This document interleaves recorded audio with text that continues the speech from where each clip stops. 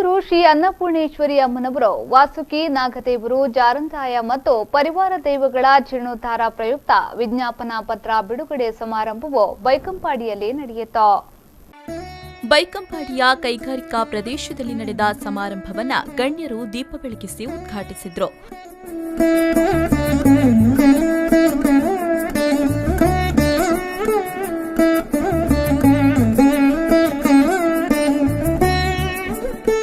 ಅನಂತರ ವಿಜ್ಞಾಪನಾ ಪತ್ರವನ್ನು ಡಿಐಸಿ ಮಂಗಳೂರಿನ ಜಂಟಿ ನಿರ್ದೇಶಕರಾದ ಗೋಕುಲ್ ದಾಸ್ ನಾಯ್ಕ್ ಬಿಡುಗಡೆಗೊಳಿಸಿದರು.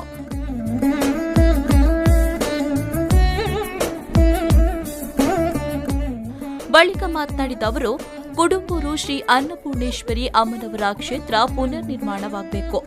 ಕೈಗಾರಿಕಾ ಪ್ರದೇಶ ಅಭಿವೃದ್ಧಿಯಾಗ್ತಾ ಇದ್ದು, ಇಲ್ಲಿರುವ ಧಾರ್ಮಿಕ ಕ್ಷೇತ್ರವು ಅಭಿವೃದ್ಧಿಗೊಳ್ಳಲಿ ಎಂದು ಹಾರೈಸಿದರು.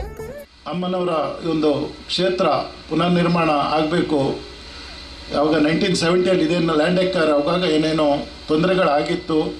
ಅಂದರೆ ಒಳ್ಳೆಯ ಉದ್ದೇಶಕ್ಕಾಗಿದೆ ಈ ಕ್ಷೇತ್ರ ಅಭಿವೃದ್ಧಿ, ಈ ಒಂದು ಪ್ರದೇಶ ಅಭಿವೃದ್ಧಿ, ಕೈಗಾರಿಕಾ ಪ್ರದೇಶ ಅಭಿವೃದ್ಧಿ ಹೊಂದುವಾಗ ಕೆಲವೊಂದು ವಿಚಾರಗಳಲ್ಲಿ ಬಿಟ್ಟು ಬೇರೆ ಕಡೆಗೆ ಹೋದರು. ಆಮೇಲೆ ಅವರೆಲ್ಲ ಮತ್ತೆ ಕುಡುಂಬರಿಗೆ ಬಂದು ನೆಲೆಸಿದರು ಅಂತ ಇದೆಲ್ಲ ನಾನು ಸುಮಾರು ಸಲ ಕಾರ್ಯಕ್ರಮ ಬಂದಾಗೆಲ್ಲ ತಿಳ್ಕೊಂಡಿದ್ದೇನೆ. ನಾನು ಒಂದು ಸಾರಿ ಅವರು ಬೇರೆ ಕಡೆಗೆ ಇಲ್ಲಿಂದ ಎಕ್ವಿಷನ್ ಆದಮೇಲೆ ಇಲ್ಲಿದ್ದವರೆಲ್ಲ ಬೇರೆ ಕಡೆಗೆ ಹೋಗಿ, ಇಲ್ಲ ನಮ್ಗೆ ಅಲ್ಲಿ ಸರಿಯಾಗೋದಿಲ್ಲ, ಇಲ್ಲೇ ಬೇಕು, ಕೈಗಾರಿಕೆಗಳ ಪಕ್ಕ ಆದರೂ ಅಡ್ಡಿಲ್ಲ, ಇಲ್ಲೇ ಬೇಕು ಅಂತೇಳಿ. ಅಂದರೆ ಅದೊಂದು ಶಕ್ತಿ, ಅದು ಅವರಿಗೆ ಇಲ್ಲಿಗೆ ವಾಪಸ್ ಕರ್ಕೊಂಡು ಬಂದಿದೆ.